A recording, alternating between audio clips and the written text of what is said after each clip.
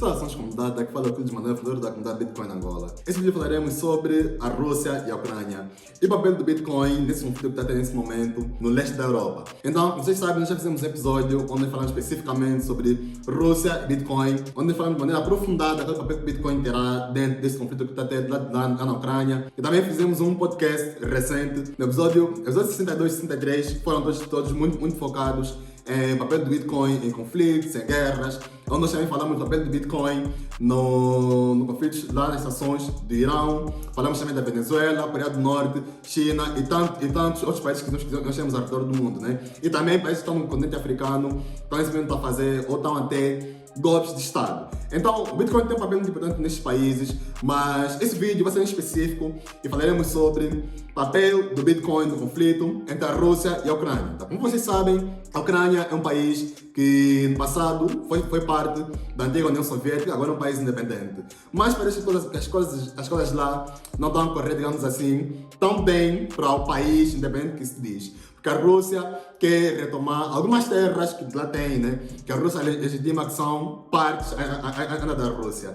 E por motivos, na voz, isso nas palavras do presidente da Rússia, Vladimir Putin, por motivos de segurança, a proteger cidadãos russos que estão nesse momento na Ucrânia, nas regiões que estão lá no leste europeu, nas regiões de Donetsk e Donbass, né? Donetsk e Lugansk. Vladimir Putin decidiu invadir a Ucrânia. Então, Vladimir Putin invadiu o país no domingo, no dia 21 de fevereiro. E antes de entrarmos assim no tema de maneira mais profunda, gostaria aqui de partilhar minha ideia convosco e primeiro explicar sobre por que Vladimir Putin está a invadir a Ucrânia. Já falamos isso no podcast, mas vou aqui fazer um resumo bem rápido por que Vladimir Putin está a fazer essa invasão na Ucrânia. Então, deixamos aqui o nosso mapa global, né? Temos aqui o mapa global. E se nós virmos aqui no leste da Europa, nós conseguimos ver aqui uma série de países que estão próximos ou fazem fronteira com a Rússia, né? Nós temos aqui, por exemplo, a capital da Rússia, Moscovo, está aqui. Logo a fazer fronteira, com a Bielorrússia, com a Ucrânia, faz a fronteira com a Geórgia, o Cazaquistão. E aqui temos aqui os Balcãs, os países bálticos. Temos a Lituânia, a Letônia e a Estônia. Por acaso, se vocês não sabem, acho que muitos de vocês sabem, né? Eu vivi um ano na Lituânia. Eu tive um ano na Lituânia e tenho assim um conhecimento em relação à cultura destes povos do leste, né? E daquilo que eles têm feito para procurar escapar da Rússia. E nós temos aqui a Ucrânia, que é a região, né? O país que a Rússia está nesse momento a legitimar. Mas o grande objetivo da Rússia, quanto à invasão da Ucrânia, é que a Rússia, antes de invadir a Ucrânia, entrou em contato com a NATO, os Estados Unidos da América, e os pedidos da Rússia é de que a Ucrânia não entre para a NATO. Isso porque se a Ucrânia entrar para a NATO, a Rússia estará numa situação muito vulnerável, porque a Rússia partilha mais de 2.000 quilômetros aqui na fronteira com a Ucrânia. E seria muito fácil num conflito, e nós sabemos que o mundo é feito de conflitos. Então, no eventual conflito no futuro, a relação entre a Rússia e a NATO, ou aquelas lutas ou brigas entre Rússia e Estados Unidos da América, se haver envolvimento militar, pode ser que a partir da Ucrânia, os Estados Unidos da América tenham acesso muito rápido e muito fácil para, digamos assim, retaliar a Rússia, né? Porque são mais de 2.000 quilômetros que partilham de fronteira. E daqui será muito fácil atirar algumas armas e algumas bombas e tudo mais, né? Então, o objetivo da Rússia é impedir com que países com que a Rússia faz fronteira entrem para a NATO. É por isso que, se nós formos a ver, os países que estão lá mais para o leste da Europa, os Balcãs especificamente, a Estônia, a Letônia, a Lituânia, já fazem parte da União Europeia e também fazem parte da NATO. Mas só que estes países não fazem fronteira direta com a Rússia, né? E mesmo assim, a fronteira que fazem muitas vezes é pequena e muitas vezes aquela influência, não sei muita influência por enquanto, né? Em termos militares dos países do Báltico. Esse Báltico depende muito das tropas americanas, não tem assim muita influência em termos militares. Mas a Ucrânia partilha uma fronteira gigante. São mais de 2.000 quilômetros e a Ucrânia tem uma influência grande, apesar de que devolveu lá as armas nucleares, né? Mas a Ucrânia está a lutar para ver se entra na NATO, para ver também se consegue entrar na União Europeia e assim conseguir ser um país, digamos assim, mais livre em relação à pressão da Rússia. Porque a Rússia não vai parar, na minha opinião, de continuar a pegar cada porção de terra que conseguir dentro da Ucrânia. E já começou aqui na Crimeia e agora o objetivo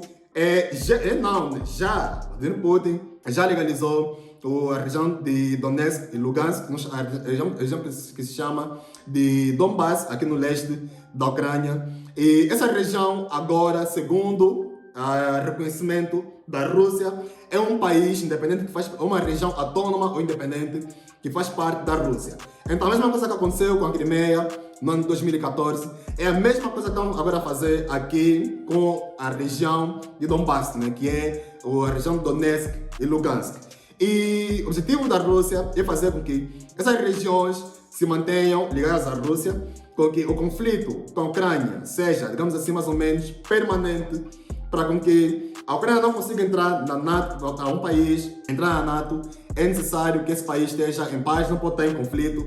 Então, se a Ucrânia estiver sempre em conflito, isso quer dizer que é impossível que a Ucrânia entre para a NATO, né? O principal objetivo da Rússia, o objetivo final deles mesmo, é fazer com que a Ucrânia não entre na NATO. E depois dessa decisão do presidente da Rússia, claro, vemos aqui a reação do presidente Biden dos Estados Unidos da América. Ele aqui no Twitter, ele fez esse tweet há mais ou menos 30 minutos e aqui ele colocou as sanções que fizeram dos Estados Unidos da América e os seus aliados, né, falando já a NATO, a União Europeia, e eles fizeram uma série de sanções contra a Rússia, em relação à decisão da Rússia de invadir lá a região de Donbass. E a primeira sanção é que eles fizeram um bloqueio em duas grandes instituições financeiras da Rússia, o VEB e o Banco Militar da Rússia, né? E depois nós temos aqui a segunda sanção, segundo o Joe Biden, que é com que bloqueando esses dois bancos estariam a impedir que o governo russo tenha, digamos assim, financiamento dos países do Ocidente. E isso quer dizer que o governo russo, nesse momento, está impedido de levantar dinheiro para os países do Ocidente, Estados Unidos da América, União Europeia, e também está impedido de fazer crédito nos bancos europeus e de fazer transações dentro do mercado europeu, especificamente da União Europeia. E, essa sanção vai já começar a partir de amanhã, segundo o presidente Biden. E isso é uma resposta em relação à invasão da Rússia. E segundo também o presidente Biden, está a trabalhar com a Alemanha para impedir a entrada do Nord Stream 2. Então, Nord Stream 2 é um canal de gás natural que a Rússia construiu para a Alemanha. A Alemanha recebe muito gás natural que vem da Rússia.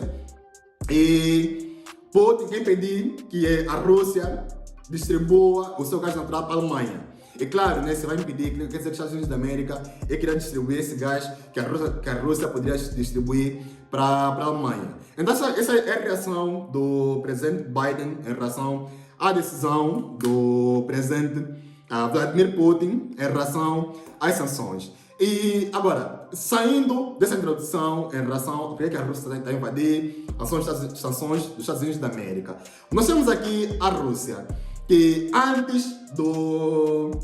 nós temos aqui a Ucrânia, que antes da Rússia invadir o seu país, já tinha legalizado Bitcoin e outras criptomoedas.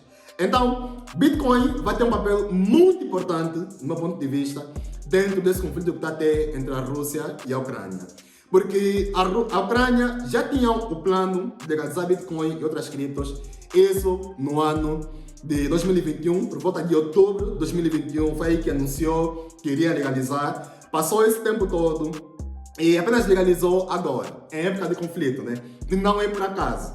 É porque nesse momento tem muitas ONGs dentro da Ucrânia que têm ligações partidárias ou ligações com o governo, que estão a levantar milhares e milhares de dólares em forma de Bitcoin como doação. Então você pode, digamos assim, financiar o lado que você está, se você apoia a Ucrânia ou a Rússia, você pode doar um desses países nesse momento com Bitcoin. E no ano de 2021 apenas, a Ucrânia conseguiu levantar já mais de $500 mil apenas em doações vindo de Bitcoin, de ucranianos e Bitcoiners em todo o mundo. Então você pode financiar o lado que você tiver. Se você tiver o lado da Ucrânia, faça doação para a Ucrânia. Se você tiver o lado da Rússia, faça doação para a Rússia. Mas o certo é que a Ucrânia já legalizou oficialmente Bitcoin e outras criptomoedas. Isso quer dizer que, por lei, Bitcoin, uma moeda legal, também significa que os investidores ucranianos ou residentes na Ucrânia estão protegidos pela lei. Se houver alguma fraude, algum crime, já tem uma lei que possa lhes proteger. E também significa que empresas ou corretoras externas que quiserem se legalizar na Ucrânia já tem uma lei específica, só tem que seguir alguns requerimentos que o Banco Central ou os reguladores lá oferecem. E, digamos assim, já podem adquirir a licença financeira dentro da Ucrânia e entrar dentro do mercado ucraniano para operarem em criptomoedas. Já é possível nesse momento, dentro da Ucrânia, e eles fizeram nesse momento de propósito, porque querem atrair países ou querem atrair investidores de criptomoedas para começarem a investir na Ucrânia. E o maior objetivo que eles têm é levantamento de capital. Então, numa guerra, quem tem capital? Quem tem mais capital geralmente é quem vence. Principalmente numa guerra desse gênero em relação a conflitos de territórios. Então, o objetivo da Ucrânia é procurar atrair bitcoiners que ao redor do mundo para irem lá investir na Ucrânia, abrir suas empresas na Ucrânia. E claro, eles vão tornar as leis ou tornaram mais flexíveis para essas empresas. Quer dizer que não serão bichos de 7 cabeças, vai ser relativamente fácil abrir uma empresa na Ucrânia de Bitcoin em relação a outros países do mundo. E também quer dizer que a legislação em si já protege essas empresas. Então, isso quer dizer que há muito capital, haverá muito capital a circular dentro da Ucrânia. E haverá, digamos assim, mais dinheiro também para o governo, né? Em termos de investimentos, impostos e tantos outros que o governo estará a levantar. E esse dinheiro pode ser utilizado para o conflito, a guerra com a Rússia. Então, esse é o objetivo da Ucrânia ao legalizar Bitcoin.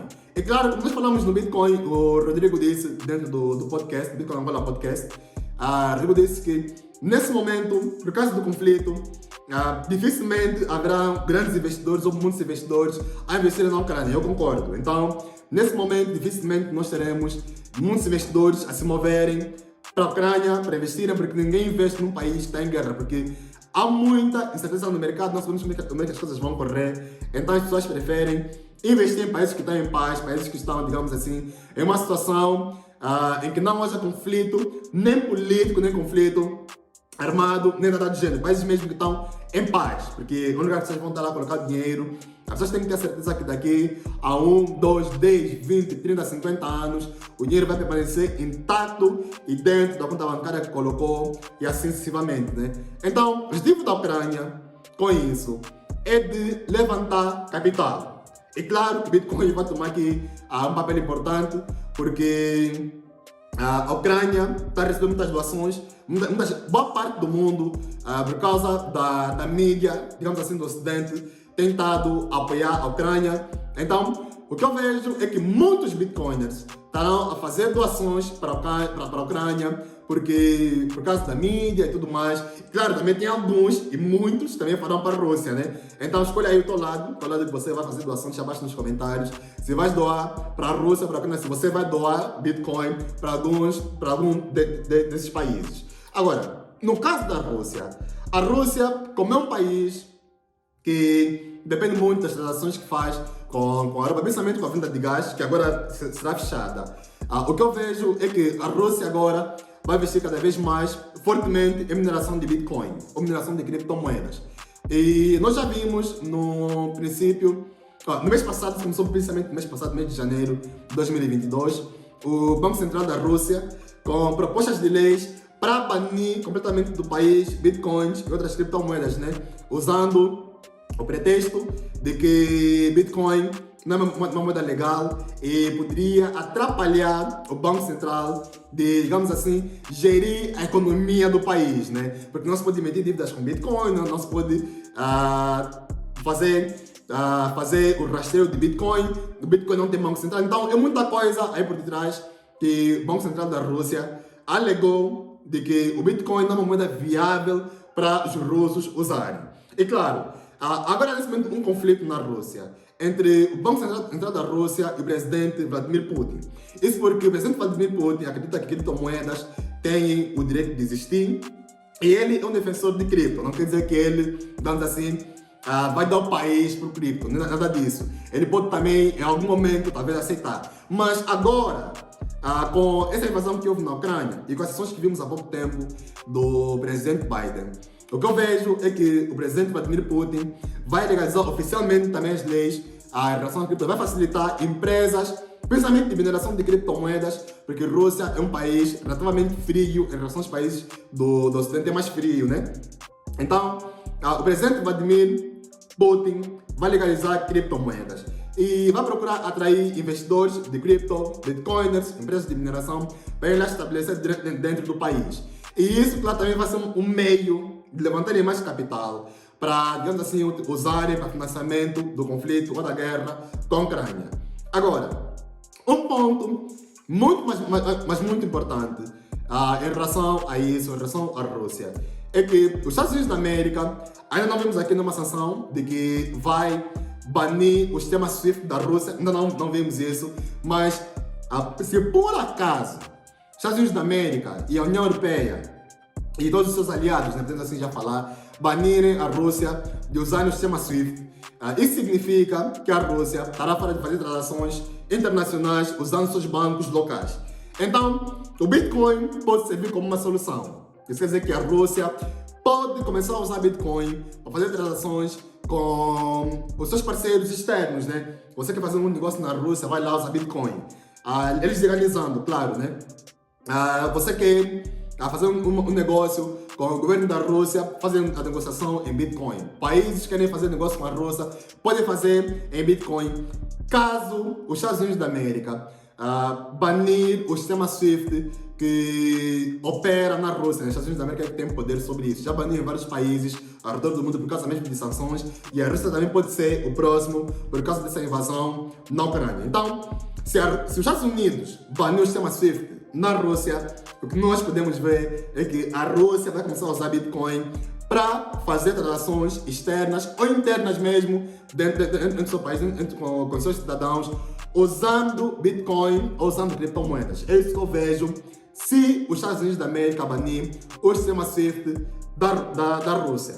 Agora, saindo do ponto entre países e passando por indivíduo em si, o que eu vejo é que com esse conflito, sempre que há um conflito entre dois países assim, dessa proporção, entre Rússia e a Ucrânia, é que dentro da região lá do leste da Ucrânia, que a Rússia agora considera a sua parte, né, autônoma ou sua parte legal, tem sempre alguém que talvez seja contra a Rússia, né? Talvez seja contra a Rússia e seja a favor da Ucrânia. E mesmo dentro de Kiev, pode ser que lá dentro tenha cidadãos ou mesmo até políticos que sejam a favor da Rússia. Então, o que pode vir a acontecer é que ambos os governos podem, digamos assim, fazer o que está acontecendo nesse momento no Canadá, com o primeiro-ministro Justin Trudeau. Eles podem congelar as contas das pessoas que, digamos assim, são a favor dos seus oponentes. Na Ucrânia, as pessoas que são a favor da Rússia vão ter as contas bancárias congeladas.